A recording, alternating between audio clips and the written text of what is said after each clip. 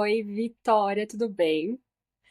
Muito Tudo bem, bem-vinda Duda? ao Pensando sobre Pensamento, já que eu penso demais, onde eu penso muito, às vezes eu acabo falando muito. Daí que vem o nome, mas se você precisar que eu pare de falar uma hora, por favor, fala pra eu parar de falar. Duda, muito obrigada por me ter aqui hoje. Estou muito animada para a gente conversar.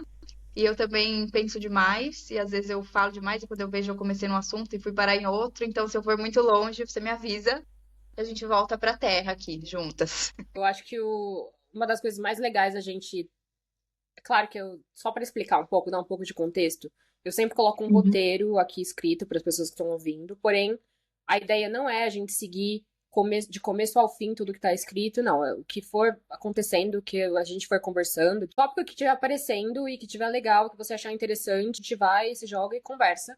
Mas tem muitas coisas que eu gostaria de conversar com você. Mas primeiro vamos começar falando como a gente se conheceu. Na verdade, a gente nunca se conheceu ao vivo, né? Você lembra quando Sim. foi que a gente começou a se seguir? Então, eu lembro que eu estava indo para Londres, né? E aí eu pesquisava muito no YouTube, tipo, né? Aham. Sabe quando você quer ver como é que é e tal? Eu tinha só visitado, mas nunca tinha passado muito tempo lá. E aí eu te achei, eu acho que foi, Duda, no seu vlog, no YouTube. E aí eu gostei, eu assisti, assim, você falando. Ah, sério? E aí, aham, eu achei seu Twitter também, porque eu lembro que a gente tinha no Twitter. E aí eu acho que eu te mandei uma mensagem, ai, tô indo morar em Sim, eu Londres, ou lembro. quando eu já tava lá. E aí foi isso, a gente, tipo, virou amiga online, mas a gente nunca se encontrou de fato lá, né? Aí, E eu lembro que a gente começou, a gente se falou e tal, a gente falava de vez em quando e a gente combinava de fazer coisas, mas nunca dava certo. Uma coisa que eu sim. lembro é que eu vi você, uma das primeiras pessoas de fora do Brasil que eu vi tendo um animal de estimação. E eu fiquei com muita vontade de ter Uhum. animal de estimação, mas na época eu pensava, Nossa. nossa, não, nunca vai rolar, tipo, nunca vai acontecer pra mim. Eu lembro que você morava, tipo, você já tava namorando o Adam e você tava, acho que Uhum.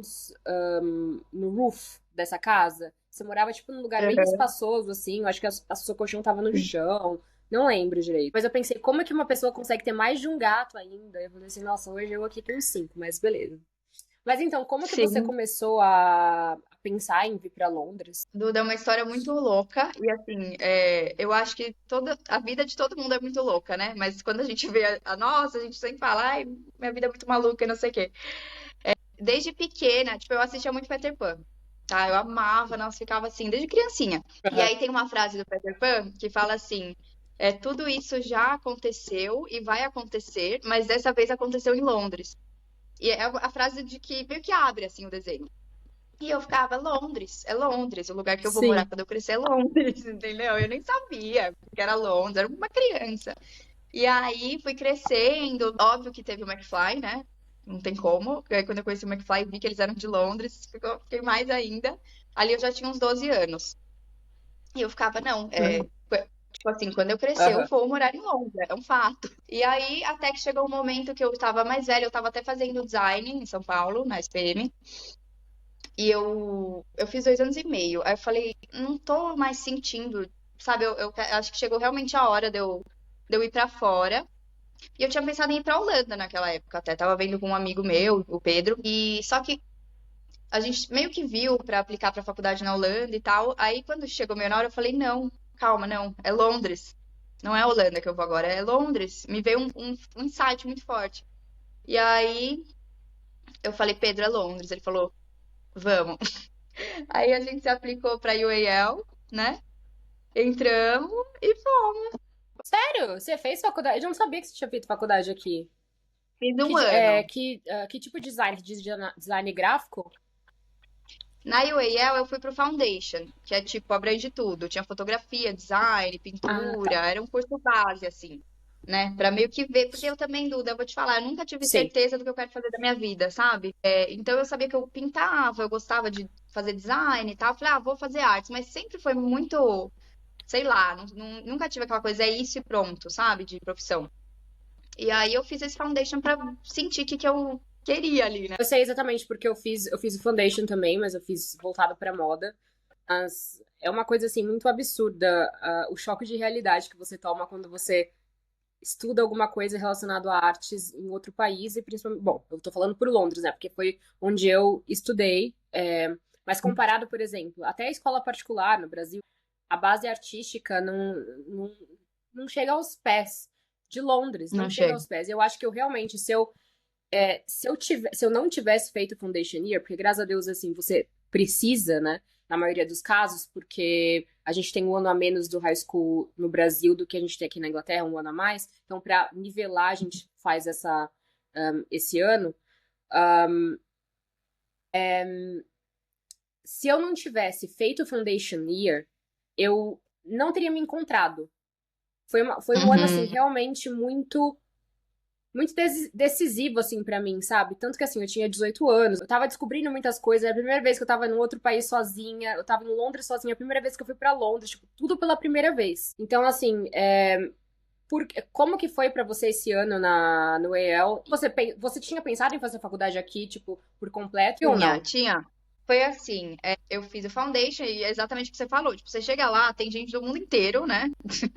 Gente foda, e você fala, meu Deus, como que eu vou, né? Como que eu vou chegar, tipo assim, acompanhar esse pessoal, né? E aí eu cheguei, eu me apliquei pra, Sim. putz, qual que era? Wimbledon e Camberwell e Chelsea. Eu me apliquei. Todos Aham. do UAL também. E eu passei. Só que era muito caro. Era tipo, meu, um absurdo, assim, é um estudo muito bom, né? Mas é muito caro, ainda mais em libras, pra gente que é brasileiro, né? E aí, na época, meu pai que ia pagar minha faculdade, claro que eu não tinha condição de fazer isso. Ele falou, É. Vi, não vá, não rola, né? Vamos ver outro país pra você, continuar estudando, Sim. se for o que você quiser, porque Londres, desculpa, não vai dar. Comecei a trabalhar, trabalhei num café, entrei no Marriott. Sabe o Marriott que tem na frente do Big Ben? Sabe qual que é?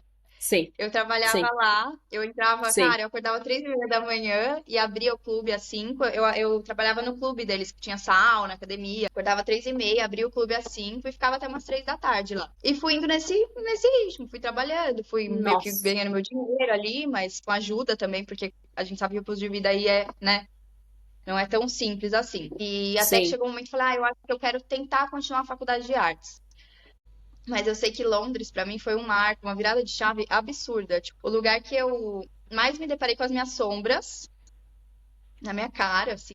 E talvez que eu aprendi lições muito básicas e muito fortes de vida, sabe? Eu sei que em Londres eu fui pro fundaço do poço, assim, sabe? Tive muita Mas por quê? ansiedade, passei por muita coisa.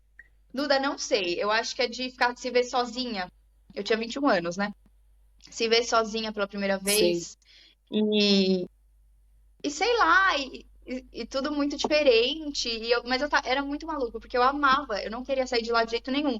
Mas os meus conflitos internos começaram a brotar de forma muito na minha cara, assim, sabe? Quando eu conheci o Adam, eu já tava bem, eu já tinha transmutado alguma coisa dentro de mim, sabe? E talvez eu acho que foi isso que me permitiu Aham. conhecer ele, porque se a gente se conhecesse e eu estivesse num lugar muito caótico, talvez a gente não se alinhasse como a gente se alinhou após eu ter me transmutado de certa forma, né? Mas quando que foi que você conheceu ele? Foi em Londres, né, que vocês se Então, conheceram? foi em Londres, eu conheci ele, ó, eu cheguei em Londres, um ano depois de eu ter ido. Eu tive esse um ano de caos absoluto. E aí, quando eu conheci ele, eu já tava morando com uns amigos suecos e tal. E eu lembro que eu tinha comprado uma sessão de meditação nesse dia, acho que era uma quarta-feira. E aí eu tava meio mal, porque eu tinha. Sabe, eu tava numa fase assim, estou desiludida amorosamente, não quero mais saber de ninguém, vou ser feliz e vou viver minha vida e tudo mais. Tava exatamente nesse ponto. Depois de muitas decepções, né?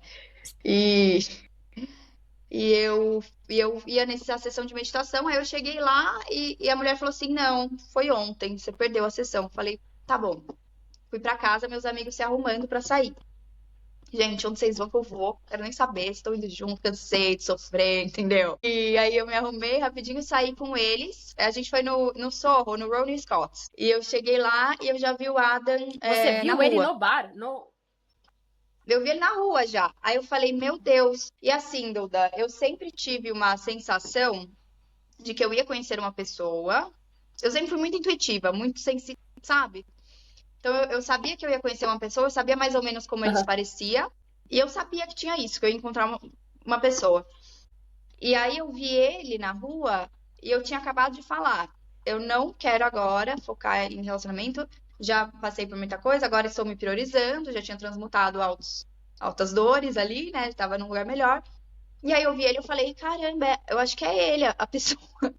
Mas aí eu falei pra mim, Vitória, para, não começa. Que pessoa o quê? Você vai se divertir, você vai entrar nesse bar, você vai beber, você vai, acabou. Falei, não vou olhar. Nem olhei, entrei. Eu nem sabia se ele ia entrar no bar ou não. E aí a gente entrou, eu com os meus amigos, e eu tava pedindo um drink no bar, e eu olho pro lado e ele tá do meu lado. Aí eu falei, ah, tá bom, né? Meu Vou falar com ele, Deus. então. E conversamos normal, tipo, oi, ó, não sei o que que aconteceu, que a gente acabou, que a gente tava numa salinha ali do lado de mão dada, com o olho fechado. Eu e ele no Mão meio do dada? De bar, olho fechado já? mão dada e olho fechado, juro por Deus. O Adam também é uma pessoa meio atípica, né?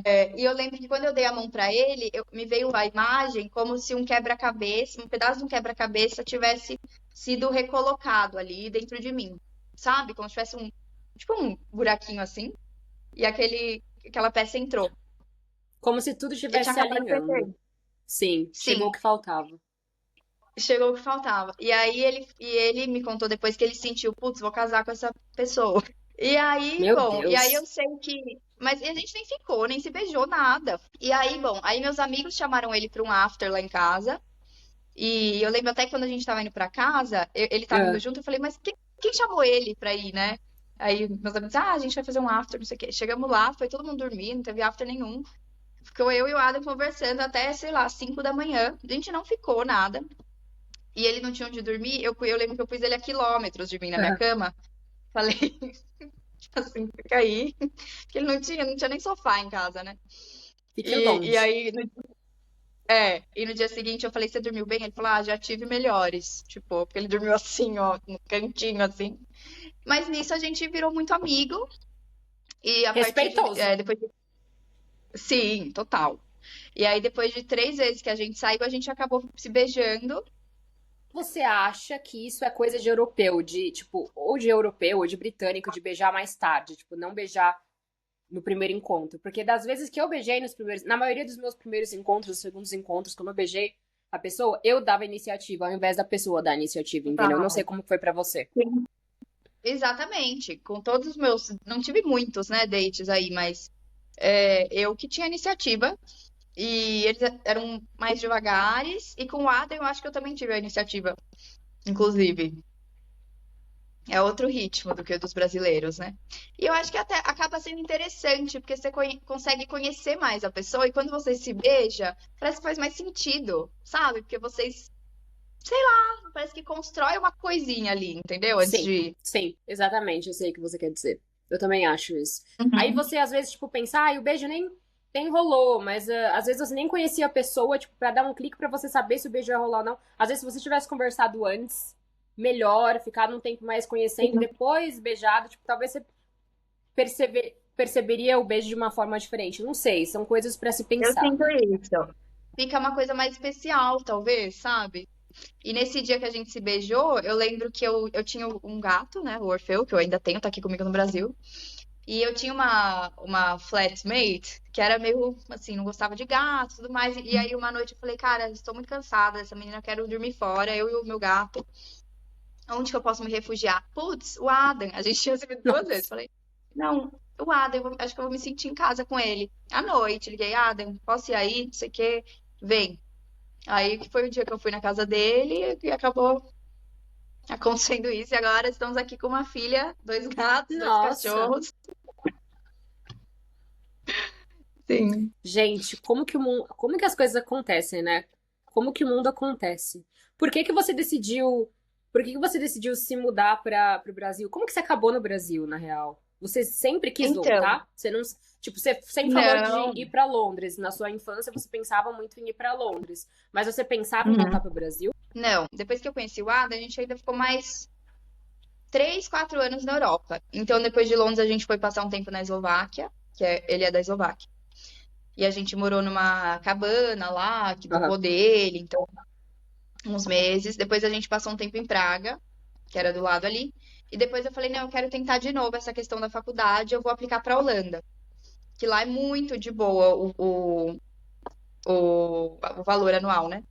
E aí a gente foi pra Holanda, fiz esse um ano Aham. de artes lá. Falei, ai, daí começou, tipo, ai, não, não sei se é exatamente isso que eu quero. Eu me deparei também com uma diferença muito grande entre eu estar pintando e criando algo que eu acredito, que eu gosto, versus o mercado de arte e a pressão, sabe? Putz, você precisa ir naquela abertura de galeria para você conversar com não sei quem, para você falar de você. E eu não sou essa pessoa, sabe? Eu falei, cara, não acho que tem a ver, né? Eu pensei assim, eu posso continuar pintando por mim e trabalhar com outra coisa, de repente. E eu sempre vinha para o Brasil todos os anos, passava um tempo aqui, e sempre que eu vinha, eu fazia algum curso. Então, eu fiz florais de bar, eu fiz iniciação em xamanismo, eu fiz terapia holística. Então, eu sempre estudava isso. Eu sempre lia isso sobre terapia, sobre espiritualidade e tal, eu mesmo sem pensar em ter isso como Aham. o meu ofício. Mas para vir para o Brasil, para não fugir muito da sua Sim. pergunta, eu acho que chegou num ponto que, tipo, ficou um pouco cansativo, porque aluguel muito caro. A gente morava num. Cara, juro por Deus, nosso apartamento era um pouco maior do que esse quarto que eu tô agora. Por, sei lá, 1.000 euros, sabe? A gente. é, não sei, Sei. parecia que faltava. Eu comecei a sentir falta, eu acho, do sol, do, do horizonte. Aqui no Brasil, você, né, no interior, você tem muita natureza. Falta dos meus amigos também, um pouco. Eu, Sim. eu tinha alguns amigos queridos lá, mas eu senti que aí é mais difícil você construir uma coisa com alguém, né? Claro que com algumas pessoas rola, mas no geral, sabe? Parece que se você vai para um país, por exemplo, Holanda, é muito difícil você ser amigo de holandês. Eles têm o grupo, e eu senti isso na Inglaterra também. Eu não fiz nenhum amigo inglês, inclusive. Eles têm meio que o grupo deles. E eu senti a falta dessa troca fácil que a gente tem aqui, sabe? Você chegar, você já conversar e já. Sim. Eu não sei. E eu não achei que eu ia. Eu não tinha em mente voltar, mas chegou esse ponto que eu falei, ah, Ada, o que que você acha da gente ir? Ele nunca tinha vindo pro Brasil. E aí a gente acabou voltando, trouxemos nossos dois gatos Aham. e viemos. E vocês decidiram assim voltar só pra ver como que seria ou vocês realmente já voltaram pra ficar numa casa, pra ficar num lugar perto da sua família? Como que foi? A gente decidiu voltar já na minha cidade. A gente não queria cidade grande, então voltar aqui pro interior, para Águas. Acho que foi por isso também. Tipo, aqui é um lugar muito tranquilo, com natureza. Minha mãe tem horta, então a gente queria uma coisa mais assim já, sabe? Então por isso a gente voltou pra cá. Meu pai tinha um apartamento, que meu pai é engenheiro, né? Então, num dos prédios que ele fez, tinha um apartamento que é dele. Então, a gente já tinha um lugar pra morar. Hoje a gente já tá em outro lugar. Estamos numa casa agora, mas a gente já tinha um lugar pra morar, já tinha, tipo, mais ou menos uma ideia ali de como isso né, se construir aqui. E também apoio de família. Minha família inteira tá aqui, né?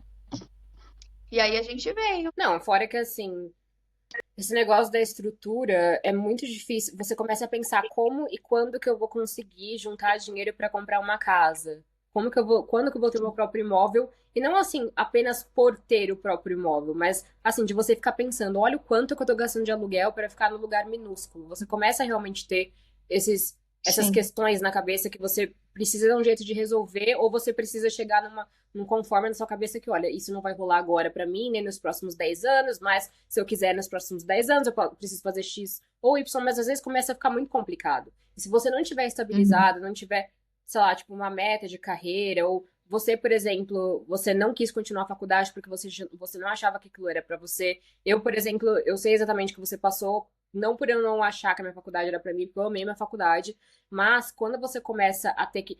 Uma coisa é você ter dentro de você a sua veia artística, você amar se expressar dessa forma e fazer vários tipos de mídia, sabe? Vários tipos de artes. Mas outra coisa é você ter que vender para o mercado e ter que trabalhar para o mercado de uma forma Total. muito comercial. Então, o cliente que vai escolher não é você. Você está fazendo arte para o outro, você está trabalhando para o outro, não para você mesmo. Então, é aquilo realmente que principalmente quando a gente tá tentando se encontrar, é muito difícil a gente conseguir pensar, olha, realmente eu preciso começar tudo do zero. Mas pelo menos aí você tem a sua família perto de você, que também, por exemplo, ter filho aqui, você ia ter que. E se você tivesse que trabalhar, você não ia poder cuidar do seu filho, você ia ter que pagar um Uhum. lugar pra ficar. E é muito caro, dizem que é Exatamente. muito caro. Eu não sei porque eu não tenho filho, não faço essas pesquisas, mas é realmente muito difícil. Eu nem imagino como seria criar minha filha aí, porque, querendo ou não, a família é uma rede de apoio muito grande, então por exemplo, eu fico com a minha filha, eu trabalho, mas eu não trabalho todos os dias da semana, eu trabalho alguns dias pré-determinados, e a minha filha fica com a minha mãe ou com a Roseli, que é uma pessoa incrível que trabalha com a gente há anos, 2 vezes por semana, uma com a Roseli e uma com a minha mãe. Então imagina eu aí, eu não ia ter como, eu já ia ter que terceirizar minha filha, não sei nem qual que é a licença maternidade daí, sei lá, como é que funciona, entendeu? Então parece que aqui, Terceirizar. sabe? Eu entendo quem precisa, né? Já fazer isso por conta de trabalho, inclusive Sim. no Brasil. Mas eu não sei se seria ideal para mim hoje. Então, aqui eu sinto que as coisas são mais fluidas, Uhum. porque eu tenho tia, eu tenho minha cunhada, sabe? Eu tenho minha prima, eu tenho a minha irmã. Então, é muito legal você ver seu filho também crescer numa comunidade, né, que você confia. Eu acho que eu, inclusive, pensei pela primeira vez em ter filho já, eu já estava aqui. Ah, eu acho que aí não passava pela minha cabeça ainda, sabe? Então, também tem essa questão, né? Porque você estaria criando o seu filho numa cultura completamente diferente. Ele cresceria numa cultura que é mais reservada. Eu não vou falar a palavra fria, porque não é que Uhum. são frios, são reservados, são fechados. As pessoas aqui, Uhum. eu vejo pelo menos que os britânicos, eles não têm esse senso de comunidade, como você falou, famílias grandes que se veem sempre, que se encontram sempre. Não tem isso. Às vezes eles se veem tipo uma vez a cada 6 meses, no Natal, em dia de aniversário, talvez por algumas horas. Então, assim, não tem esse senso todo de compartilhar, de compartilhar a vida, sabe? De compartilhar momentos, de querer estar perto das pessoas. Aqui as famílias eu acho que são bem centradas, tipo pai, mãe e filhos, e é Uhum. isso, sabe? E a criança é meio que Uhum. bem individual, não cresce com primos, não cresce tendo essa. Compartilhando isso mesmo. Mas como que foi pro seu Uhum. marido, por exemplo? Porque ele que teve que fazer essa escolha, né? De ficar num lugar, num país que é completamente diferente da cultura dele e criar a filha dele numa cultura que pra ele é, assim, não é Uhum. a zona de conforto dele. É claro que ele te conhecia e tal, vocês clicaram por uma razão, e ele sabia como que era o Brasil, porque por causa, eu acredito, das coisas que você contava pra ele. Mas como foi pra ele decidir criar a filha dele aí? Então, quando a gente teve a Lili, a gente já estava aqui fazia, acho que uns 3 anos. A maior questão para ele foi mudar para o Brasil ou não. Ele nunca tinha vindo, ele nunca tinha saído da Europa, entendeu? Eles não têm muito costume como a gente, né, de viajar. Eles são muito, ainda mais eslovaco, que é um país super pequenininho, sabe? Então, Uhum. foi meio que sei lá, a gente levou meses decidindo se a gente ia vir para o Brasil mesmo ou não. E aí chegou num ponto que ele falou: ah, vou, né? Mas ainda é inseguro, claro, sabe? Mas hoje em dia, se eu pergunto, ele fala que ele ama morar aqui e que ele provavelmente até prefere do que nos lugares que a gente esteve na Europa. E a gente foi para a Eslováquia esse ano. E eu falei: ah, você moraria aqui e tal? Aham. Ele falou: ah, pela minha família, sim. Mas eu prefiro a nossa vida no Brasil. Parece que aqui a gente é mais saudável, é mais abundante, não em termos financeiros, né? Mas de possibilidade, de natureza. Nossa, mas e a família dele, por exemplo? E a cultura eslováquia, né? Eslovaca, cultura É. eslovaca. Como que são Aham. eles? Eles são parecidos com a gente em certo aspecto ou não? Então, é muito engraçado, porque de início eles são mais fechados, são mais na dele, mas uma vez que você penetra aquela camada, eles são incríveis. Tanto que o Adam parece que a gente já nasceu junto, entendeu? Mesmo sendo de culturas totalmente diferentes. Sei lá, eu sou suspeita, assim, são pessoas muito, muito legais. Mas você tem que compreender eles nessa primeira barreira, que são mais, né? Um país pós-comunista, passaram por bastante coisa, né? Mas uma vez que Sim, você sim. é aceito na intimidade deles, e eles são muito welcoming, né? São muito, assim, abertos e receptivos, aí você se sente totalmente em casa, assim, dá risada, sabe? Eu gosto bastante. Você tinha passaporte europeu quando você veio pra cá? E o seu marido, como foi Sim. pra ele mudar pro Brasil? Ele trabalha, ele tem visto? Como que é? Então, quando eu fui para aí, eu sou metade portuguesa, né? Meu avô nasceu em Portugal, meu avô materno. E aí eu já fui com o Aham. passaporte português, então União Europeia ali, antes do Brexit, aliás. Eu saí um pouquinho antes do Brexit ser colocado para funcionar. Nem sei como é que tá aí agora. Então, essa questão de visto, para mim, foi super tranquila, não precisei, né? Pro Adam, o que que a gente fez? A gente veio pra cá e a gente já ia se casar no papel em algum momento. né? Sim, Só que a gente adiantou esse sim. processo. Falou, bom, a gente já vai casar. A gente já mora junto há, sei lá, 5 anos, né? É, vamos já casar? E aí você consegue tirar o seu Aham, visto e ficar aqui. Então a gente chegou em setembro, em claro. fevereiro a gente casou. Ele já tirou o visto e já é residente aqui hoje. Tem o visto de residência Nossa, então permanente. quando você tira o visto, quanto tempo que tem pra você se tornar residente? Ele sendo europeu, né? Tendo passaporte eslovaco. Quanto Depende tempo? do que você aplica para. Ele, como casado comigo, ele já aplicou para um visto de residência. Eu não vou lembrar o nome exatamente. Mas ele já aplicou para isso. Não era um visto Aham, turístico, né? Um visto de sei lá quantos meses, era um visto ali de para residir mesmo. E aí foi rapidinho sim. até. Mas que assim, muito documento, a gente teve que traduzir. Meu Deus, traduzir as coisas do eslovaco para o português. E o tradutor eslovaco no Brasil tinha morrido, Duda. Não tinha mais tradutor juramentado, entendeu? Aqui a gente teve Quê? que mandar sei lá para onde. Juro, tinha um tradutor eslovaco que morreu. Então, assim, No a gente Brasil? se virou no Brasil. Acho que não vem muito eslovaco pra cá, Você é né? Se a doido. gente for pensar, deve ter uns três, né? O Adam e mais Sim. dois loucos que vieram pra cá.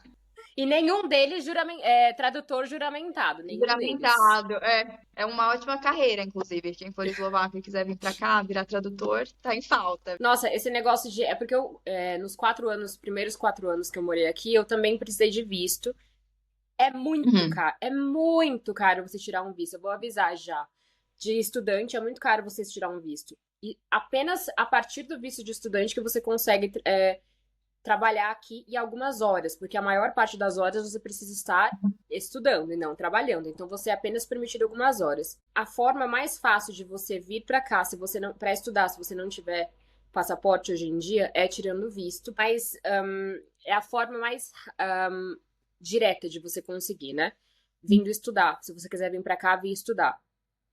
Mas aí você precisa fazer tradução de vários documentos, ter dinheiro guardado na conta durante muito tempo. Tipo, é uma quantia muito grande de dinheiro que você precisa deixar na sua conta mais de um mês. Então, assim, não é.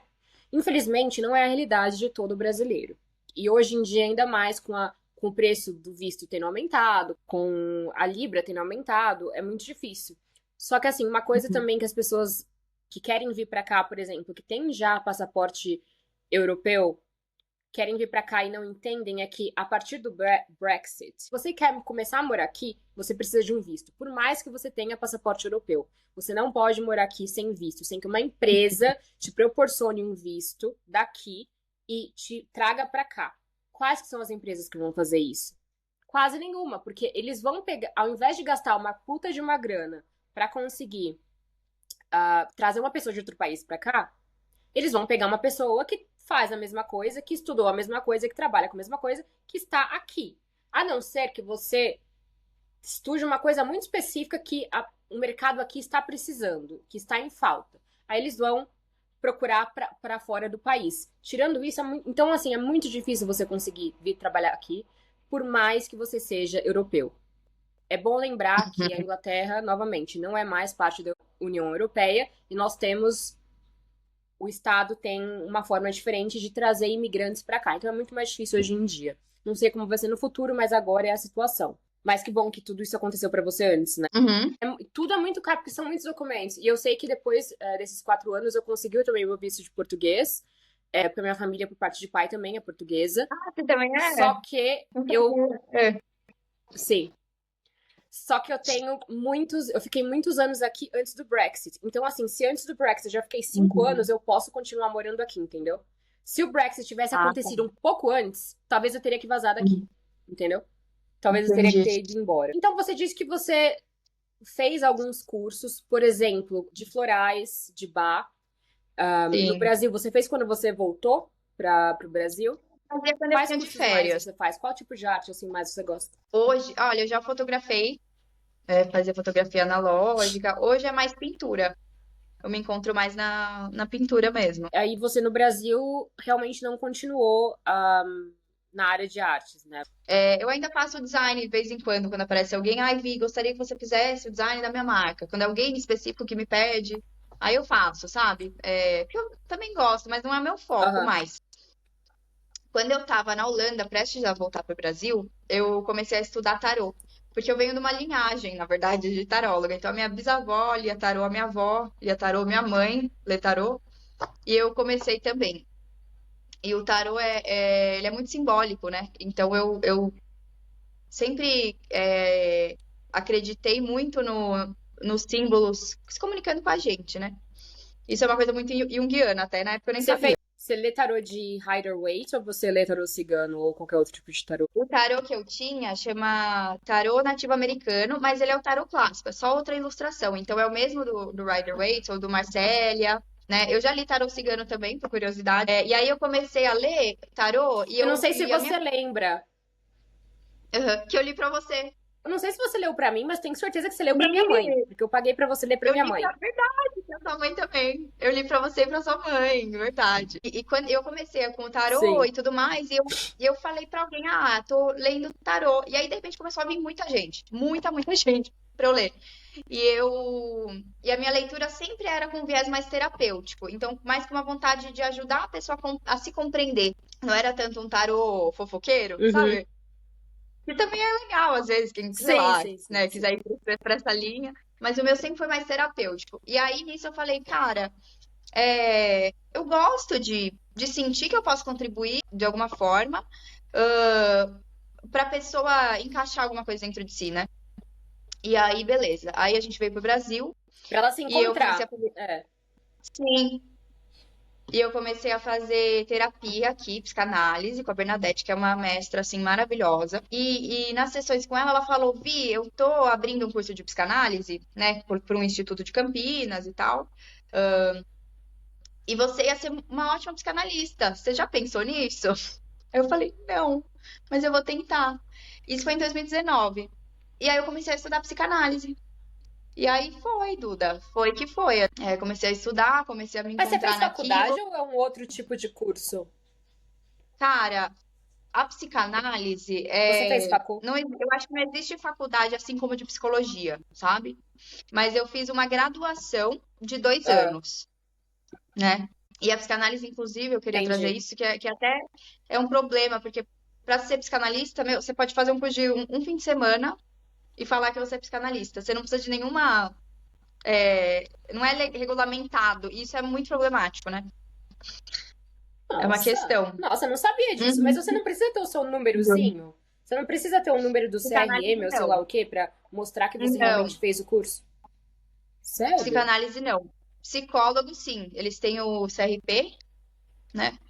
A psicanálise é totalmente desregulamentada. Então, se alguém quiser fazer um curso de um fim de semana e sair atendendo as pessoas, e eu acredito que tem gente que faça isso, hoje é permitido. Loucura, né? Nossa, gente, para mim não, não é um problema pra mim a pessoa querer se especializar em algo se ela já tá trabalhando há muito tempo com isso. Agora, tipo, do nada, de um dia pro outro, falar assim, olha, eu quero ser psicanalista e eu vou conseguir ajudar uma pessoa que está com problema. Às vezes a pessoa tá beirando, infelizmente, ao SUI e a pessoa vai lá ter Uhum. que ajudar sem ter o mínimo de base possível. Eu sei que eu fiz psicanálise. Aliás, quando eu comecei a minha terapia, quando eu tava aqui em Londres, eu comecei com psicanálise. Mas eu lembro de ver esse CRP que se diz, né? Tem até hoje, né, lá no perfil dela, mostrando que ela é realmente formada. Só que eu acho, então, que esse CRP é por ela ser psicóloga e talvez Psicóloga. depois ela tenha feito esse curso de Isso. psicanálise, Tem né? muito psicólogo que se forma em psicologia e depois vai para a psicanálise, ou faz uma extensão, ou uma graduação, como eu fiz. O meu caso, eu me graduei 2 anos em psicanálise. Eu não estudei psicologia, eu fiz psicanálise mesmo. Mas é um E aí perigo, você assim, começou, tipo, então, a tratar com psicanálise? sim. Daí eu uni tudo que eu já estudei, né? Porque há muitos anos eu vinha estudando terapias holísticas também. Eu comecei a atender uma mistura do que eu aprendi na psicanálise, a base, que eu acho importante, mas também dando o meu toque. Inclusive, eu falei com o meu supervisor, falei, olha, na época, eu não acredito 100% da psicanálise, eu acho que eu quero trazer outras coisas que ressoam mais com a minha alma e como elas ressoam, eu quero passar isso para a pessoa que está na minha frente também, né? Porque esse é o objetivo. Ele falou, olha, o terapeuta vai ter seu toque, cada terapeuta é um ser humano. Então, vai lá, faz como você Nossa, eu acredita, né? entendi que você falou E toque aí, de OCD. Achei que você falou, tipo, o toque de OCD que você tem, mas não, é um Alguns toque, também, né? toque dentro. Uma neurose básica, Entendi, né? Às entendi. vezes também temos. E Sei. aí é assim. Então, e hoje o meu atendimento, eu tô fazendo agora uma extensão em psicologia analítica, que é algo mais junguiano. Então, o meu atendimento eu misturo, Duda, eu misturo o que é da psicanálise que eu acho que vai agregar, né? Agora eu tô, tipo assim, sou 80% Jung, que eu acho que é o que mais ressoa. E às vezes eu uso, por exemplo, se tem uma questão com a pessoa que eu vejo que podia ter uma ajuda ali para desenvolver, eu complemento. E aí a gente fala, né? São terapias complementares, né? Com floral, alguma coisa. O tarô faz tempo Aham. que eu não leio e eu não costumo pôr em consulta porque eu não gosto muito de misturar. Porque tem a questão da crença da pessoa, sabe? Infelizmente o tarô também ele pode passar uma falta de credibilidade no ramo da saúde mental, então eu não misturo. Mas eu já tive uma psicóloga incrível, que ela Sim. lia tarô para minha consulta, maravilhosa. Mas eu não senti necessidade ainda também de trazer isso, enfim. Então é isso, eu meio que eu fiz a Até minha porque mistura. é que essa terapia junguiana, porque Uhum. eu realmente nunca pesquisei e eu não sei do que se trata. Como que é? Então, o Jung, ele era um psiquiatra, né? E ele também foi da psicanálise e tudo mais. Ele foi amigo do Freud, que é o pai da psicanálise, né, por muito tempo. E ele, em alguns pontos, ele começou a divergir do Freud. Então, ele meio que criou o próprio sistema dele, da psicologia analítica. E o que a gente tem em Jung, né? A gente tem uma coisa que pega mais o sutil. Então, quando eu falo de terapia integrativa, Jung era um cara integrativo, porque ele via o seu corpo, ele reconhecia que você tinha uma alma, né? Ele reconhecia a existência do luminoso, que ele fala que são as influências sutis que existem no mundo. Ele era um cara super também de reconhecer a importância da conexão consigo e da natureza. Então, Jung é basicamente você não fica tão preso na psicanálise cabeça. Sabe aquela psicanálise freudiana que é cabeção? Que você é assim porque o trauma, porque o O sexo, que porque que a é? libido. Jung é muito Analisa. assim. Desculpa, o Freud. E o Jung, ele foi para além. Ele foi, putz, seus sonhos. Sim. Como que são seus sonhos, né? Eles de repente trazem um simbolismo que vão te auxiliar no seu dia a dia, para você compreender uma questão. Ele também criou o conceito criou ou traduziu, né? Porque é um conceito que, se a gente for ver, já sempre existiu, né? Da individuação, que eu acho fundamental e, assim, pilar para mim, Aham. que é a pessoa reencontrar com o self. E o self é quem a pessoa é genuinamente, atrás da máscara da sociedade, atrás da que a gente chama de persona. Não sei se eu tô já falando uma língua muito. Não, eu tô entendendo. É tipo, é o dentro de você, quem que é você, tirando toda essa parte toda materialista que nós somos integrados. Tipo, da onde Exato. você veio, quem você é, o que que você realmente vê em você, que você quer pra você na sua vida, tirando todo esse externo que é o Isso, que a gente tá na sociedade. Tipo, vamos dizer assim, sem sociedade nenhuma, quem é você? perfeito. Perfeito. Ele ia no core ali, sabe? É, e aí é isso, assim, e o Jung ele também trouxe a questão do inconsciente coletivo. Então todo mundo tá ligado a uma rede aí inconsciente que afeta uns aos outros, sabe? Então, de repente, um Sei. arquétipo, para mim, é um arquétipo para a mesma pessoa ali, literalmente no interior da China, que a gente nunca se viu e ela nunca teve contato com as mesmas coisas que eu, mas aquilo permeia o nosso coletivo, como humanidade, como planeta, né? Então, basicamente, o Jung, ele é uma psicologia analítica que incorpora mais faces do ser do que o racional, a mente e o inconsciente básico ali de Freud. E eu comecei a trazer ele porque para mim não, Aham. eu já via que não era suficiente a psicanálise tradicional. Então, é uma terapia um pouco mais espiritualizada do que Uhum. algo que você vai para a faculdade estudar. Ou existe, por exemplo, esse é um curso que você aprende na faculdade de psicologia. É uma área que você pode seguir ou não? Você pode, se você for psicólogo, você pode depois se especializar em Jung, fazer uma Entendi. graduação em psicologia analítica por um órgão ali que trabalhe com isso, né? Mas você não vai ter na PUC, psicologia analítica, entendeu? É uma coisa que você se aprofunda Entendi. depois. Entendi. E aí você acabou então indo para essa área porque você acredita. você se via muito mais nessa área e você acreditava muito mais nessa parte espiritual do que apenas o que acontecia com meu pai e com minha mãe quando eu era mais novo, que me deixou assim, Sim. basicamente. Exato, eu acho que essas coisas têm importância, né? Inclusive no meu processo, eu também olho para trás, com certeza, e tenho insights, né, de identificar, putz, quando eu era criança, de fato aconteceu aquilo, né? Isso me mostra que é super interessante. Então eu não descarto a psicanálise at all, eu ainda uso ela.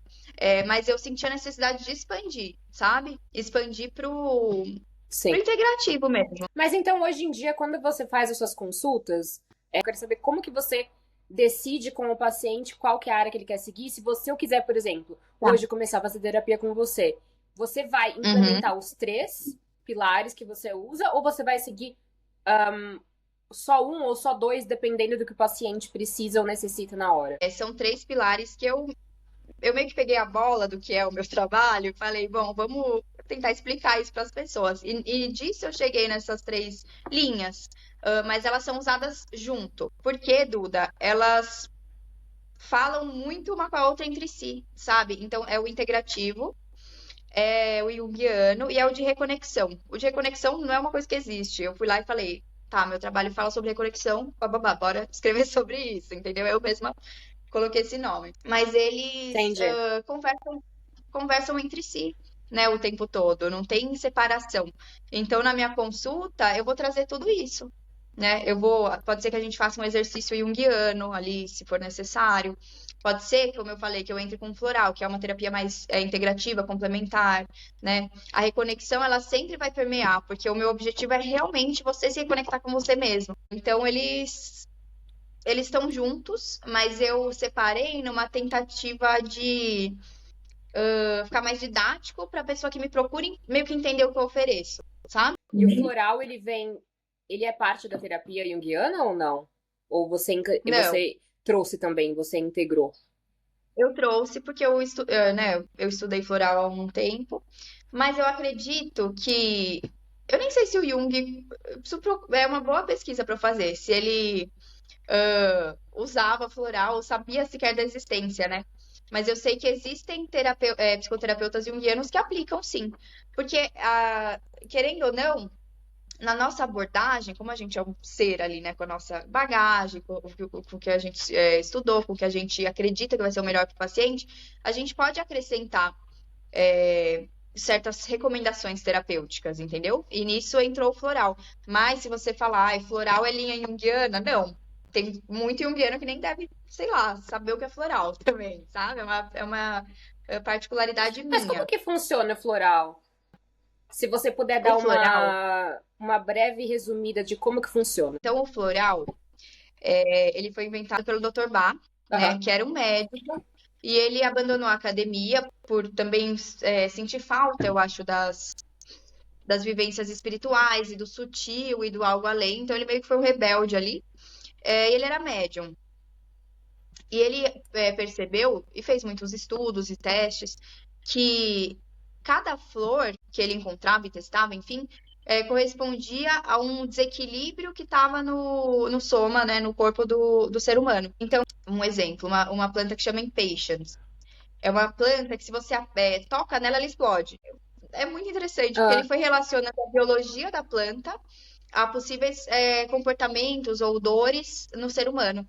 E ele falou, tá, essa planta tem essa E nos biologia, animais também, não é? tá? Eu acho que ele iniciou nos seres humanos. Eu acredito que hoje em dia a gente começou a fazer ciência para os animais, mas é super legal também. O que tem aqui, né? Todo lugar vende.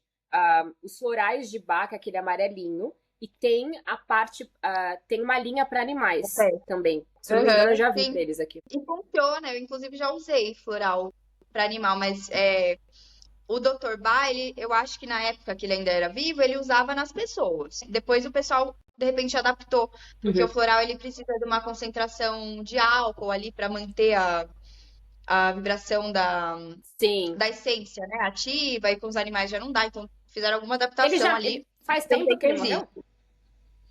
Faz. Não vou saber exatamente quando, vamos ver? Então, ele nasceu em 1886 e faleceu em Nossa, 1936. Então, basicamente é isso.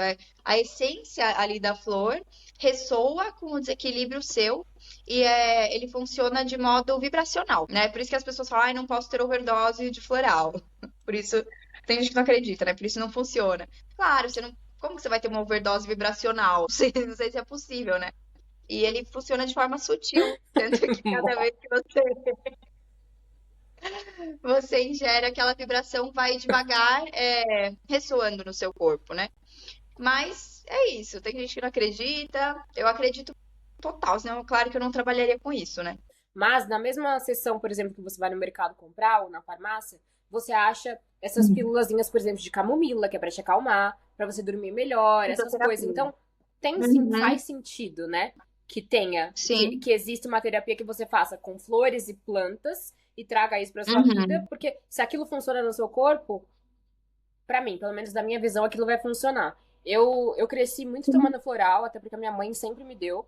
A minha mãe é assim, é que assim, a minha avó lê tarô também, então ela lê tarô cigano, e ela sempre lia Sério? pra mim, sempre que eu vou pro Brasil eu peço pra ela lê pra mim. Eu cresci com a minha mãe me comprando muitas coisas, tipo tarô, cartinhas, livros, sabe Uhum. aqueles livros que você vai girando, girando, aí você abre e tem uma resposta? Então eu cresci muito com isso.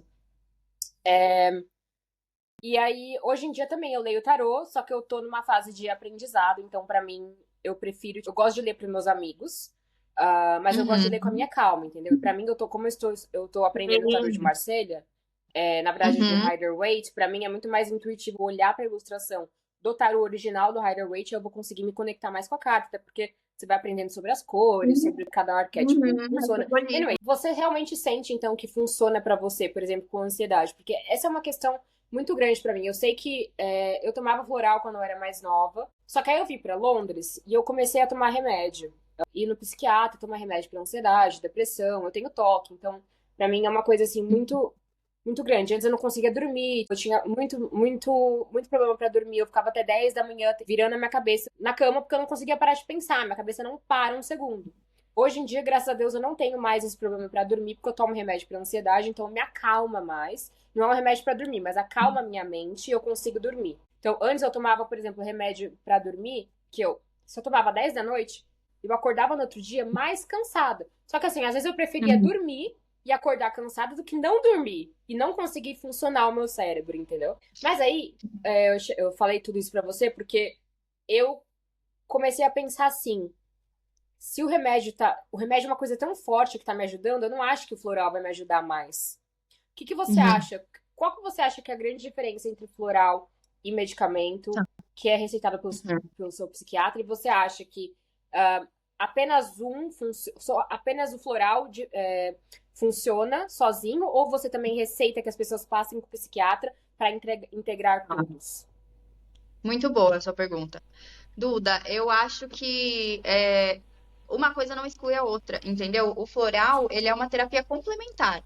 Se a pessoa está numa patologia aguda, necessitando de um tratamento psiquiátrico, vale dizer que eu não receito remédio, não é minha área, não, pelo amor de Deus, né? Mas já aconteceu de eu Uhum, falar, uhum. olha, de repente, por você tá tendo muita dificuldade, às vezes com o floral não vai, não resolve uma desequilíbrio bioquímico no cérebro do paciente, entendeu? Então, vamos conversar, né, com um profissional, ver como é que é. No caso, que eu sinto que tá agudo e que a pessoa não tá conseguindo por si. Então, eu vejo que um não pode excluir o outro. Eu acho até irresponsável falar assim, putz, toma floral que vai resolver sua vida. Se não resolveu, é você que tá errado. Não, realmente tem desequilíbrios graves Sim, químicos que o remédio vai te ser uma boia salva-vida ali, entendeu? Então, por isso que a gente chama de terapia complementar. O sim. floral, ele vai agir no seu campo sutil, e vai te ajudar, né, a conseguir organizar um desequilíbrio psíquico, talvez, né, para você lidar com certas questões, mas se você tá num caso agudo que necessita de medicação, vai para medicação, entendeu? Assim, não posso passar por cima Entendi. da área psiquiátrica, porque não é minha área, né? E reconheço a necessidade, sim, de uma intervenção mais forte. E as pessoas às vezes pensam, ah, ou é natureba, né? Ou é só da espiritualidade, ou é só da ciência. Não, eu acho que as coisas, a gente tem que tirar o melhor das coisas. Então, fazer com que elas coexistam, né? Tem caso que a pessoa, tipo, putz, tô meio ansiosa, quero ir pro remédio. E já aconteceu da gente falar assim, ó, vamos com calma, vamos tentar um fitoterápico, vamos tentar um floral, é, porque a gente vê que não é um caso emergencial. E entrar num remédio, de repente a gente sabe, né? Eu já fiz uso de remédio também. A gente sabe que não é tão fácil você parar de tomar, a gente sabe os efeitos colaterais. Então, se a pessoa abre espaço e faz sentido a gente tentar lidar com a situação de forma complementar e com a psicoterapia, que também é muito importante, a gente vai. Se não tá funcionando, não tem porquê, gente. É uma irresponsabilidade, né? Você desaconselhar a pessoa a procurar um especialista ali, se você vê que ela não tá conseguindo lidar sozinha. Isso não é nem só com floral, é com terapia também. Tem gente que faz terapia há anos, e de repente tem uma necessidade de fazer um reequilíbrio ali químico. Você não pode falar, vai orar, entendeu? Exatamente, querendo curar tudo com a religião e com a presença de Deus, de Jesus na nossa vida, porque tudo é falta de Deus no nosso coração, né? Às vezes tem muito essa frase que eu odeio, não desrespeitando as religiões, mas eu acho que esse pensamento muito equivocado de você colocar o peso do problema das pessoas em cima delas mesmas e falar que o problema é dela, que é falta crença, falta Jesus, falta Deus. Eu acho muito errado a gente fazer isso. Uma coisa é você acreditar nisso e você, sei lá, guarda pra você. Ou se a sua família também acredita nisso, você acha que tá te fazendo bem, ok, faça isso dentro do seu âmbito familiar, mas não joga essa ideia e esse pensamento que joga uma vibração pra mim. Eu acho que na cabeça da pessoa e a pessoa começa realmente se questionar. Mas também tem esse outro lado que você falou que não tem também como você, por exemplo, perceber você está fazendo tratamento com florais, você percebe que a pessoa não está rolando, você precisa, né, exato, você precisa direcionar, como profissional também você precisa direcionar a pessoa para um médico, para um psiquiatra, porque tem coisa que infelizmente está fora da nossa área de controle, por mais que a gente queira, não tem como. Eu lembro que foi assim comigo também, porque eu tomava remédio até para dormir, como eu te disse, e quando eu comecei a conseguir não usar mais remédio para dormir, eu consegui melhorar o meu ritmo, meus horários e tal de sono, eu lembro que eu comecei a fazer terapia, eu fiquei acho que 2 anos sem tomar remédio, e eu não queria tomar remédio, eu não queria de jeito nenhum, só que chegou no ponto que a minha psicóloga falou, olha, eu acho que é melhor você ouvir de um psiquiatra, não precisa só ouvir apenas de um. Ouça de um segundo também e chegue na sua conclusão, porque eu acho que não está adiantando apenas a terapia. Então, eu acho que é muito responsável do profissional direcionar o paciente nesse sentido, né? Totalmente. Mas então, 100%. Você acha que o floral, você precisa estar sintonizado na energia de que o floral, eu vou começar a tomar floral, o floral vai agir dessa forma? Assim, tipo, porque você fala muito sobre a sentir as coisas no seu corpo, a ouvir o que o seu corpo tá querendo te dizer. Então, você acha que o floral, ele apenas funciona quando você está focado na terapia do floral? Não, Duda, eu acho que isso é independente de crença. Sabe, eu acho que porque assim, é aqui que o integrativo também fala pra gente. A gente não é só uma coisa. Então, a gente, por exemplo, a gente toma uma medicação psiquiátrica. A gente não é somente química. A gente toma essa medicação, vai dar aquele up, né? Mas se a gente não se exercitar, se a gente não ter troca com a nossa comunidade, a depressão volta, sabe? Ele segura, mas ele não resolve as causas também. Então, nisso que eu falo do ser integrativo e de uma coisa não poder excluir a outra. Assim como num caso grave a gente não fala vai ficar só com floral, num caso grave a gente também não fala você vai só tomar a medicação e acabou os seus problemas. Porque é como se fosse um band-aid. Graças a Deus que existe esse band-aid, né? Porque ele segura. A gente sabe como é. Eu também já tive depressão e assim. Ele dá um empurrão pra você. Mas a gente tem que olhar para a causa. O que trouxe aquilo? O que falta no meu dia a dia? O que a minha alma tá me pedindo ali, né? Que me veio essa crise. E não tem a ver com religião. É, de repente, falta de você estar conectado com o seu ser primordial, por exemplo. Vamos olhar para o ser humano hoje, né? Então, a gente fica a maior parte do tempo conectado pela internet. A gente fica a maior parte do tempo numa caixinha de concreto sem luz solar. Muita gente não tem tempo para se exercitar, para comer um alimento de um solo que é de fato nutritivo. Então, todas essas coisas da nossa biologia básica hoje estão muito negadas. Então, nunca é uma coisa só. Falar do integrativo é literalmente reconhecer o ser como um ser composto de muitas camadas, né? E até uma responsabilidade nossa negar alguma dessas camadas. Porque não seria um tratamento completo e eficaz se você não está olhando para o ser como um todo. Então, eu acho que Sim. a gente tem uma mania meio reducionista e de querer simplificar, não por maldade, talvez por uma inocência, né? De achar, putz, é isso que vai resolver, é isso que não sei o quê. Mas olha o nosso corpo, olha as quantas células, quantos órgãos, né? Olha a nossa vida, olha quantas emoções, quantas relações a gente tem, né? Olha a necessidade biológica que a gente tem. Tomar sol, beleza, é literalmente uma vitamina D que você está recebendo, né? E falta de vitamina D literalmente causa depressão e ansiedade. Então, o ser é muito, muito Depressão. complexo. Por isso que eu não digo, não é só o floral que vai resolver sua vida, mas ele vai te ajudar. Não é só o medicamento psiquiátrico que vai resolver, mas ele vai te ajudar. É realmente olhar as coisas como elas são, com a complexidade que elas merecem, sabe? É isso que eu sinto que às vezes faz falta. O intuito de trazer pessoas, por exemplo, profissionais diferentes, de áreas diferentes, é pra gente entender um pouco cada um dos lados de cada uma das terapias. Até porque eu sou uma pessoa Uhum, muito espiritual, mas eu entendo que talvez quem esteja ouvindo não seja espiritual, o que é totalmente ok. Mas uhum. assim, eu acho que é muito legal a gente estar perto pra entender da forma que você consegue pedir ajuda de formas diferentes, porque o que vai funcionar pra mim talvez não vá funcionar pra você e tá tudo bem. Às vezes, por Exatamente. exemplo, eu vejo que muito do que você falou agora tem muito a ver com a terapia que eu faço agora, que é TCC. Mas assim, a Uhum. minha terapeuta não vai usar as mesmas palavras que você tá usando para descrever certas Uhum. coisas. Ela não vai falar sobre, tipo, a minha alma, etc. Ela não vai falar sobre isso. Mas é uma coisa que eu acredito muito. Só que quando ela fala, às vezes eu ressignifico, entendeu?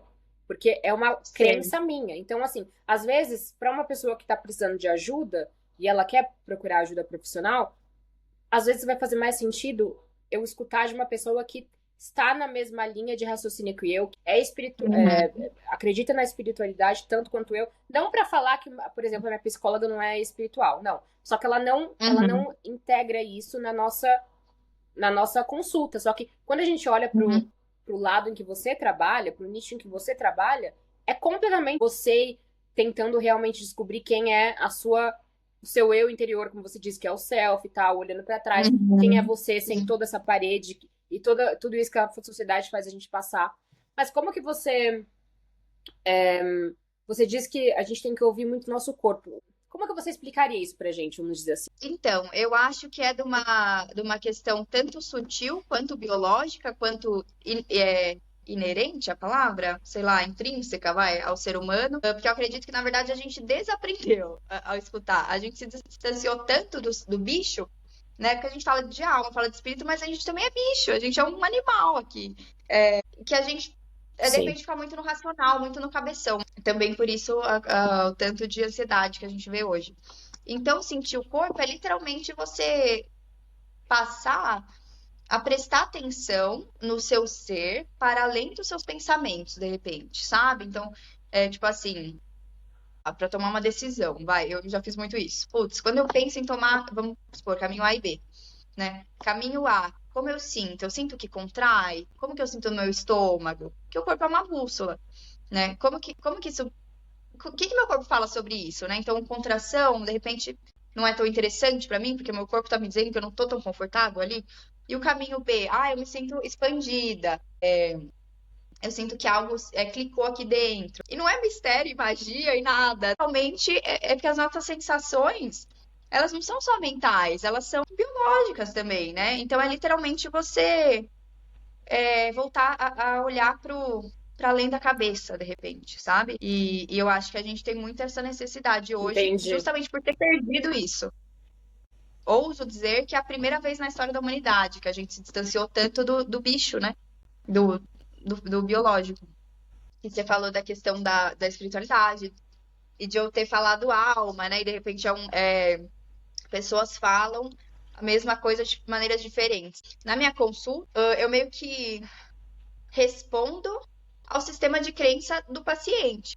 Porque eu acho que o importante não é passar para ele o que eu acredito e a minha forma de. Eu não tenho religião, né? Eu sou muito mais do Uma sentir ali. doutrina.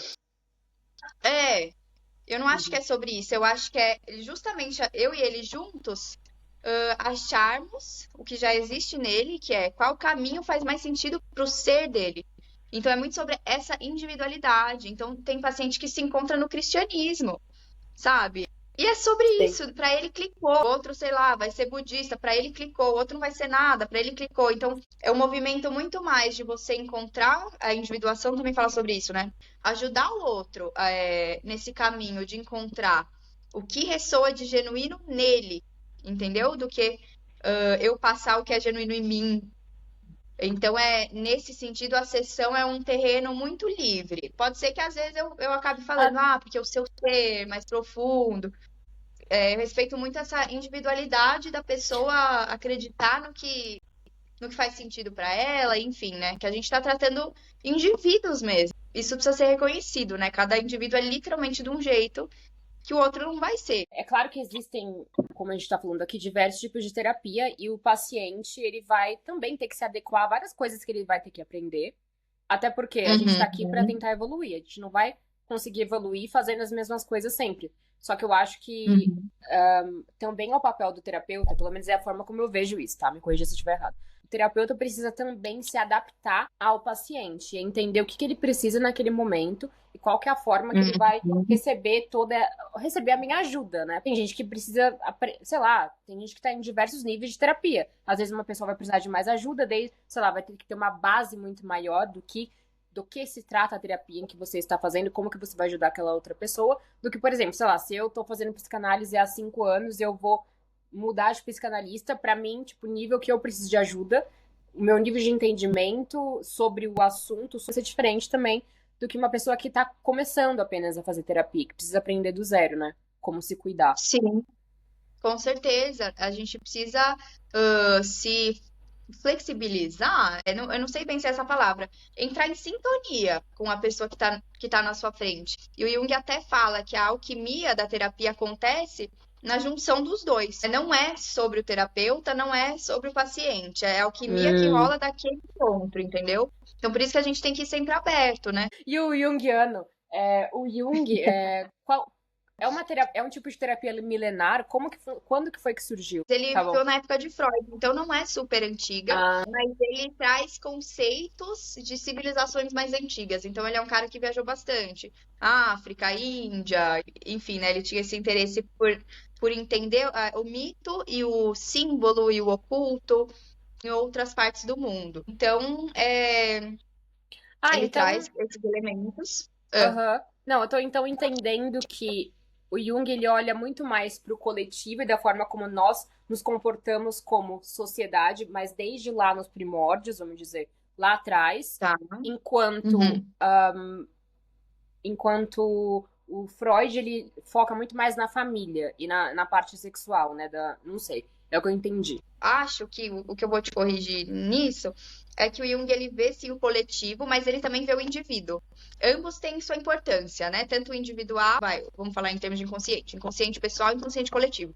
Ambos têm sua importância, né? O Freud, ele era muito mais quadrado, de repente. O Freud, acho que ele não queria saber o que uma comunidade na África achava do Sol, entendeu? O Jung, sim. E Sim. quando você perguntou, né, se é algo milenar ou não, eu acho que são coisas meio atemporais. Porque o símbolo é atemporal, o significado de um sonho é atemporal, né? O mito é uma coisa que ele muda dependendo do local ou da nação, mas ele é atemporal. A gente sempre teve mito, né? Sim. E o sutil também ele é atemporal. Então eu acho que é meio que. Acho que é uma coisa meio que ele foi buscar do ser humano mesmo. Sim. E como que você começou? Quando que foi que você começou a estudar Sim. psicanálise? Foi em 2019 que você disse? 2019. Como que você começou a conseguir que pacientes viessem até você? Qual que foi o processo? Olha, eu já tive paciente que me procurou para eu ler tarô. E eu falei, eu não leio mais. me formei ou estou me formando, porque a gente também tem que ter paciente piloto no curso, né? A gente precisa psicanálise, se você quiser, vamos ver se eu posso te ajudar dessa forma. E aí aconteceu. Às vezes acontece indicação de alguém que passou comigo e acaba passando para outra pessoa. Ou, por exemplo, às vezes eu abro vagas sociais, que eu acho muito Sim. importante, né? Então eu peço para amigos divulgarem, ó, vê se vocês sabem de alguém, né, que tá precisando fazer terapia e não tem condições de pagar um preço ali normal de terapia, e aí a pessoa chega até mim, e assim vai. Nesse momento eu não tenho tantos pacientes quanto eu gostaria, porque a minha agenda é reduzida por conta da minha filha. Então eu não atendo todos os dias da semana, mas quem sabe mais pra frente, vamos ver. Mas eu acho que você só atende, então, Sim. online ou você atende presencial também? Nesse momento é só online, mas eu quero ir também pro presencial, de repente ano que vem, vamos ver como que tá a demanda também aqui da minha cidade. Quando a minha filha tiver mais autonomia nesse sentido, eu gostaria assim de ter um espaço para além desse, né, quarto que eu uso na minha casa, que é destinado a isso. Aham. Mas um espaço que eu possa trocar pessoalmente também, e de repente uma clínica com mais pessoas, cada um com a sua sala. A gente que trabalha Aham. home, né, acaba sentindo falta da troca com o ser humano. Então seria legal, sim. É uma É, coisa que eu penso. eu acho muito, eu acho que chega a ser diferente, né? Por exemplo, eu não conheço a minha psicóloga ao vivo, a gente nunca se viu. Só que eu tenho muita vontade de conhecê-la pessoalmente. Sei lá, eu quero me conectar com ela de uma forma Sim. presencial, entendeu? Pra mim, eu acho que a terapia online tem lá suas vantagens. E eu não estaria fazendo Uhum. terapia hoje, pra falar a grande verdade, se eu não estivesse fazendo online com uma pessoa do Brasil, porque eu já tentei fazer terapia com psicólogos e no psiquiatra aqui, e pra mim é uma coisa que não funciona. Primeiro porque a cultura é muito Uhum. diferente. Primeiro que é, tipo, eles já estudam de uma forma diferente. Tipo, o que eles vão prescrever aqui pra mim, o que eles acreditam em termos de medicina, vai ser diferente do Brasil. E também tem a parte cultural. É aquele negócio de, tipo, não tem como uma pessoa que é daqui me entender se ela não tiver passado pela experiência, por exemplo, de estar em outro país, morar em outro país, por exemplo. Então, assim, eu Uhum. acho que Uhum. a minha demanda é muito diferente. Então, se não fosse pela terapia online, eu não estaria aqui. Só que eu acho que é muito legal também você ter a oportunidade de conhecer a pessoa Atualmente, né? pessoalmente, Sim. sim. Eu acho que os dois têm os prós e cons, né? Tipo assim, de repente o online facilita para muita gente. Por exemplo, uma paciente que eu tenho que é mãe. Então, ela deixa as filhas na creche, ela passa comigo às 8, às 9, ela já tem que se arrumar para o trabalho. E ela é da minha cidade, né? Se fosse presencial, imagina ela ter que se deslocar até o consultório, já talvez seria um empecilho para ela conseguir Sim. fazer esse processo. Mas eu acho que é isso. Os dois têm coisas positivas, né? Porque a troca em presença ali com o ser humano é muito especial também. Eu acho que Então, é o tem ritual os também prós e de contras. você sair de casa e se arrumar pra ir. Claro que demanda muito mais tempo, mas assim, vamos combinar que a gente sempre viveu assim, de ter que se arrumar, sair de casa pra ir pra um lugar. Mas é o próprio Exato. ritual, tipo, agora vai ser a hora que eu vou sair do meu ambiente de casa e chegar em um lugar onde você é ouvida. Às vezes você. Claro que é a mesma coisa de trabalhar em casa, entendeu? Você, Uhum. quando vai pro escritório, você sente que você está realmente ali pra trabalhar. Então, às vezes, depende da Sim. pessoa também, muda, né? Muito. Sim, É, mas isso que você falou do ritual é perfeito, é exatamente isso. Por exemplo, eu atendo em casa hoje, mas eu não atendo na sala, entendeu? Eu não atendo no meu quarto. Eu sei que eu tenho o meu lugar que é destinado. Então, você entra no espaço, você já põe o molde trabalho ali, né? sim. Eu acho que é um perigo do home é a pessoa acabar trabalhando, sei lá, na cama, e aí já se mistura o ambiente dela de dormir, de descansar com o trabalho. Eu também acho que o ser humano precisa dessas intervenções físicas ali Sim, para sim. conseguir colocar limites. Eu, por exemplo, eu infelizmente tenho essa limitação de espaço. Então eu tenho o meu quarto que fica aqui atrás, que é um quarto pequeno, e também tenho a sala, onde a sala é como se fosse um estúdio, a sala e a cozinha, mas é muito, muito pertinho. Então, assim, eu crio espaços, eu meio que Uhum. divido, sabe? O chão de uma cor na cozinha é uma cor, o chão da sala é outra. Aí, por Uhum. exemplo, quando eu vou fazer o podcast, eu sempre. Normalmente a minha mesa fica aqui, né? E a minha cadeira fica pra lá. Então eu fico olhando pra parede pra trabalhar. Mas quando eu faço podcast, eu Uhum. coloco a mesa pra lá e eu venho desse lado. Tipo, Uhum. e eu já me sinto como se eu estivesse, tipo, agora é hora de fazer podcast. Não tem outra coisa, Sim, é tipo, muito é legal aqui. isso. Sim, você São cria os essas seus próprios pequenas coisas. espaços. Exato. E, por exemplo, eu tô até aqui com um exemplo. Isso quem me passou foi a Marcela, que foi minha psicóloga há muito tempo, e eu já fiz já fiz um curso com ela, né, de terapia holística e tudo mais. E ela me falou que no início do atendimento ela passa é uma colônia de alfazema. Tipo, é um cheirinho de Ah, lavanda. E sempre início de atendimento ela passa para conectar e deixar ela naquele. E eu faço isso até hoje. Então, a gente precisa se falar para o nosso corpo, ó, agora é hora disso, para o corpo e para a mente, enfim, né? Agora é o momento de fazer isso e tal. Ajuda muito. nossa, eu não tinha pensado nisso. O cheiro realmente dá realmente um significado diferente. Agora é a hora de tal coisa. Tanto que você Sim. sente cheiros e te leva pra outros lugares, exatamente, né? Eu até passar mais. É muito bom. Opostos.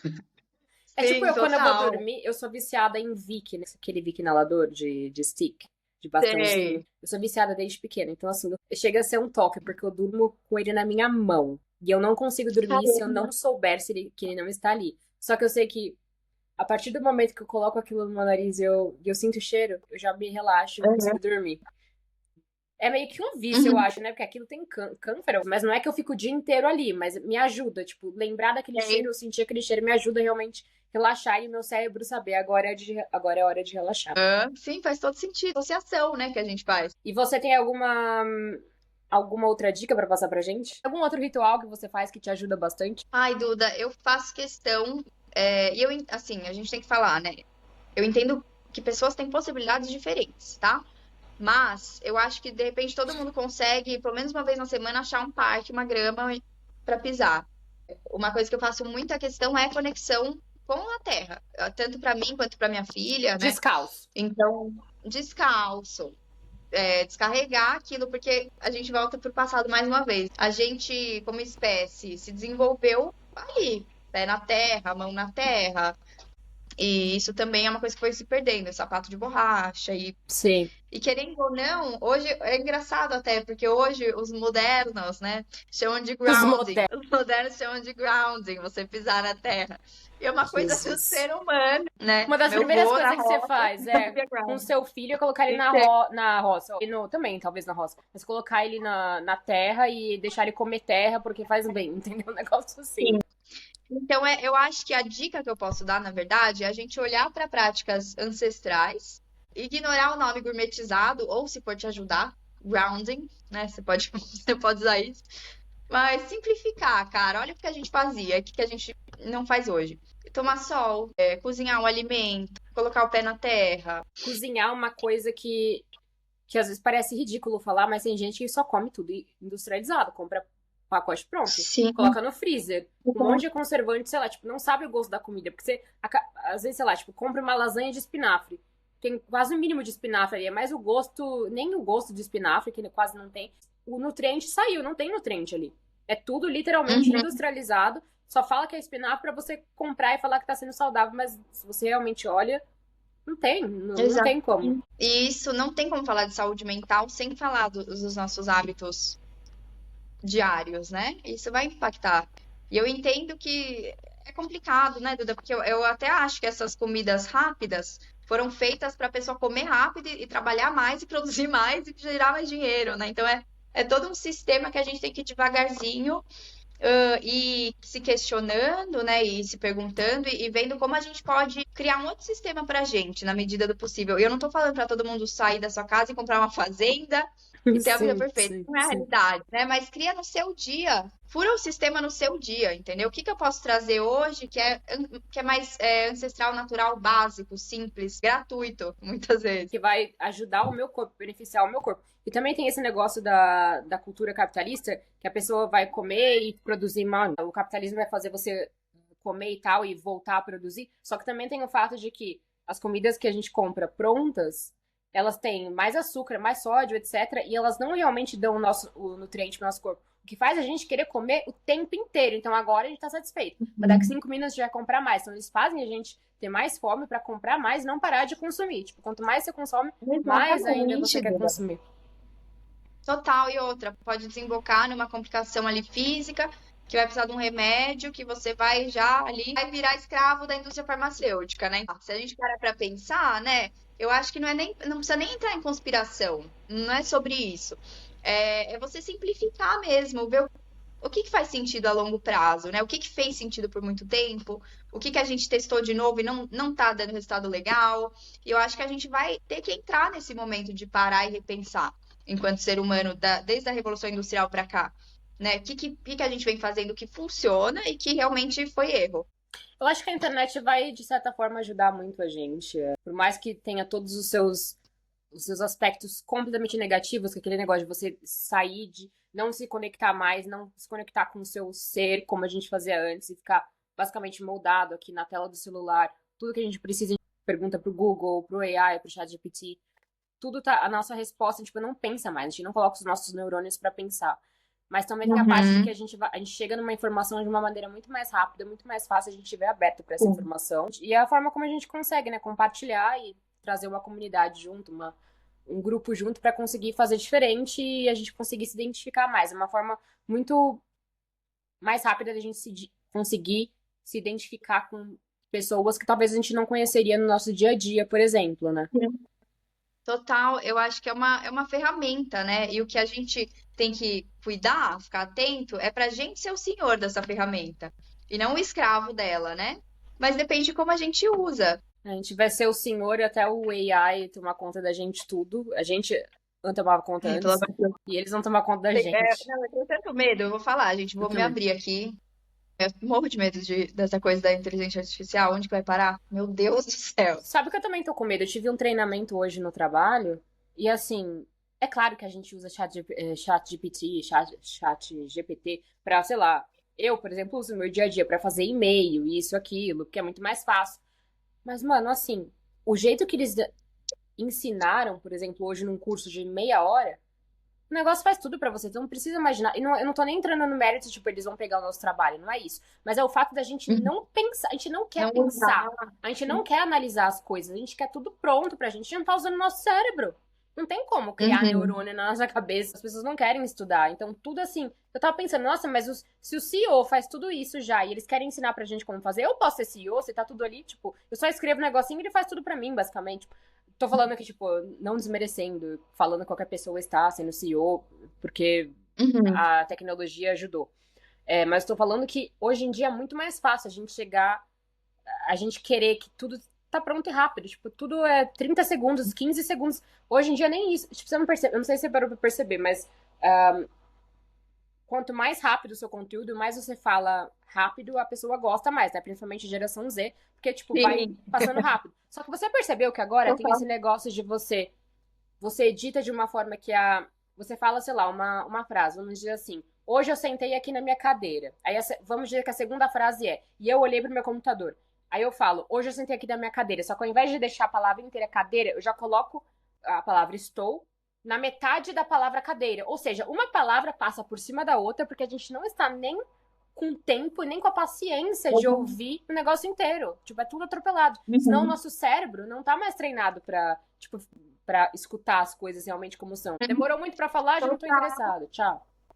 Isso mexe muito com a nossa capacidade de foco. Toda essa coisa rápida, essa agitação sabe, não gostei desse conteúdo, já sobe, já não sei o quê. Cara, e é muito maluco, porque eu acho que a gente começou. Vamos dizer que a gente veio de um lugar que produzia ali nossas roupas, minimamente, cozinhava nossa comida. Aí isso já foi sendo terceirizado, né? E falando da inteligência artificial, até as nossas ideias estão sendo terceirizadas, gente. Então, a gente precisa cuidar, porque onde que a gente vai parar?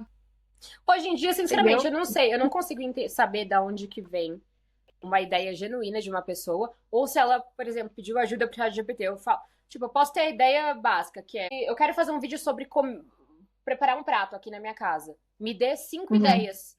Aí ele vai te dar a ideia. Então você tem a base do que você sabe que você quer, mas você não sabe escrever, você não sabe criar um roteiro, você não tem ideias do que cozinhar, mas a inteligência artificial vai te dar. Então, não dá. Eu, sinceramente, não consigo ver quando uma pessoa é genuína ou não. Até uma pessoa, quando ela tem uma ideia. Tipo, sei lá, ela tem um Uhum. Instagram que faz um tipo de vídeo, uma edição muito típica dela. Só que mesmo assim, você não sabe se ela tá pedindo ajuda para um software fazer Uhum. edição para ela. Não tem como saber. Eu não consigo saber. Uhum. É, eu já reparei, às vezes, confesso, em algumas legendas de Instagram, que Ah, você fala, putz, isso é o puro sumo do chat GPT, entendeu? Porque, querendo ou não, Duda, isso que é a cilada, a coisa acaba ficando um pouco sem alma, dependendo do que for, né? sim, Porque fica. literalmente não tem alguém vivo ali por trás daquela criação, né? É, mas vamos ver até onde isso vai funcionar, né? Porque também a gente vai virar uma geração que não tem músculo, não construiu músculo de saber editar um texto, de saber se expressar. Eu digo no sentido músculo metafórico, na verdade. Tipo, músculo assim, você construir aquilo. Então eu escrevi 5 textos, no sexto eu já sei escrever um pouco melhor. Sim, A gente sim. não passa por essa construção, sabe?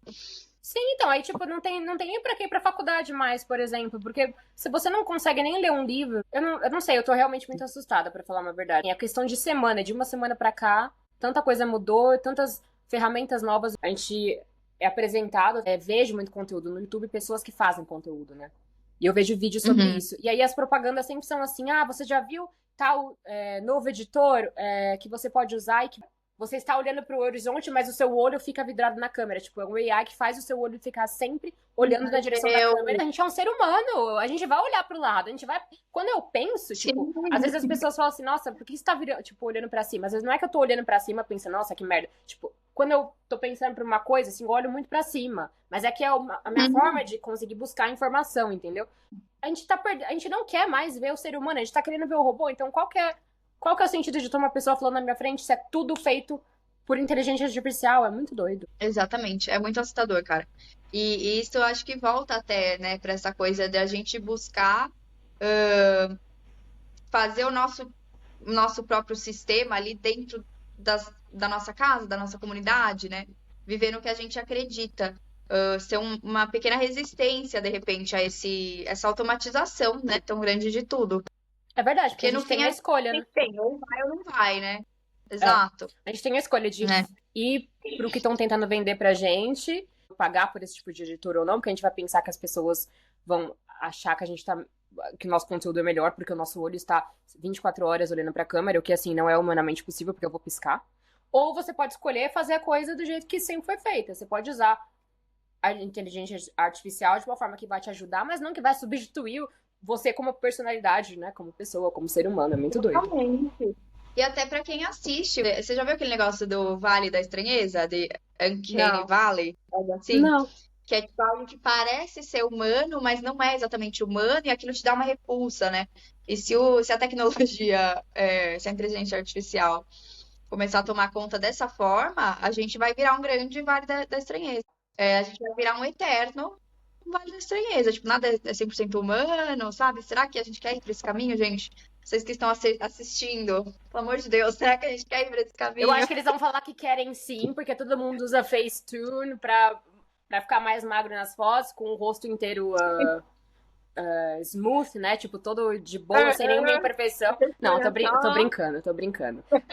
É justamente o oposto que a gente tá conversando aqui, sabe? Sobre voltar pro nosso eu, pra nossa Nossa, eu ancestralidade, genuíno. como as coisas funcionavam antes, né? Mas eu espero que as coisas não saiam tanto do controle quanto parece que elas podem sair.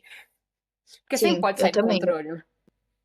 Total. Eu Mas. espero que a gente olhe pra isso logo e alguém faça alguma coisa. Tipo assim, gente, não, vamos parar. Não, mas eu acho que você já tá fazendo também como profissional, que você é a sua forma de terapia, mas que também é o oposto, né, de tudo isso. Sim, Eu vou ler aqui exatamente a pergunta que eu tinha feito para falar para você. Quais são os seus planos e as futuras, tanto na sua vida profissional, agora como terapeuta, ou em qualquer área da sua vida de trabalho, na sua área profissional? eu quero estar cada vez mais alinhada, né?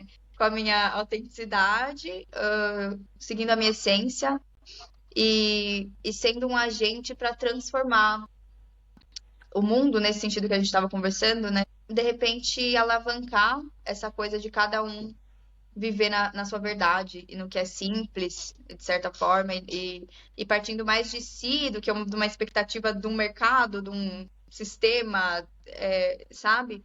Então, eu acho que o que eu quero. Falei muitas palavras complexas, gente. Vamos simplificar aqui, né? Eu quero Mas ficou cada vez bonito. mais viver o que eu acredito. Ficou? Fez sentido? Às vezes eu falo, meu Deus. Mas enfim, viver cada vez mais na essência, sabe? E se for falar em termos práticos, eu quero uma casa com uma horta para eu plantar minha comida e cozinhar e viver uma vida pequena e simples. Às vezes eu penso, porque eu vim pro interior, né? Eu, tipo, morei fora e compara Londres com uma água de Lindóia, né? No interior de São Paulo. E quando eu cheguei aqui, eu falei, Sim, eu falei, cara, sim. que será? O que eu tô fazendo? De repente eu tava ali com gente do mundo inteiro. Agora eu tô na minha cidade, né? Com 19 mil pessoas. Mas eu acho que eu me vejo, ainda mais mãe e tal, com cada vez mais vontade de ter uma vida simples e que faça mais sentido pra mim do que pra uma expectativa externa. E quando a gente olha pra si, a gente não tem necessidade de nada muito grandioso, sabe? Muitas vezes. Fez sentido isso? Eu acho que é isso que, por tudo que você falou nesse tempo que a gente estava conversando agora, parece que você, desde que você veio para Londres, você meio que se encontrou como pessoa, começou a se encontrar como pessoa e a entender vários aspectos de você mesma, e você acabou decidindo e percebendo que você queria voltar, e você foi realmente Sim. construindo essa vida um tanto quanto mais simples, que você quer mais ter uma coisa assim, realmente mais de família, interior, estar relacionando com a sua Uhum. comunidade, se relacionando com a sua comunidade, ter o suporte da sua família, ficar perto deles. Então, eu acho que faz total sentido. Total sentido. É que eu também, só para eu não ser hipócrita, eu queria dizer que eu ainda amo viajar e, e tenho vontade de continuar viajando e conhecendo outras culturas, sendo atravessada por isso, né? Por outras formas de viver. Acho que isso, putz, fez muito do que eu sou hoje e quero continuar me nutrindo, né, desse tipo de experiência. Perfeito. Não, até porque a gente cresce aprendendo mais, né? Não apenas ficando na nossa bolha. A gente sabe disso. Total, total. Muito obrigada. Sério mesmo. Eu amei a nossa conversa. Eu aprendi tanta coisa. É, eu gosto, por isso que eu gosto às vezes de chegar na conversa sem ter muita pauta, porque eu gosto de aprender com quem eu tô ouvindo e trocando informação, sabe? Eu saio mais pensativa, sabe? Mas muito obrigada. Ai, Amei a conversa. eu que te agradeço, Duda. Eu gostei muito de ter esse espaço, de trocar com você, de te ver ao vivo, assim, né? Depois de ficar só no Sim, digitando. sim. É... É o melhor pra você, pra sua família, pra sua filha linda. Eu Ai, espero que você obrigada. consiga em breve a sua casa com a sua horta. E é isso. Muito Muito obrigada. Beijo. Tchau.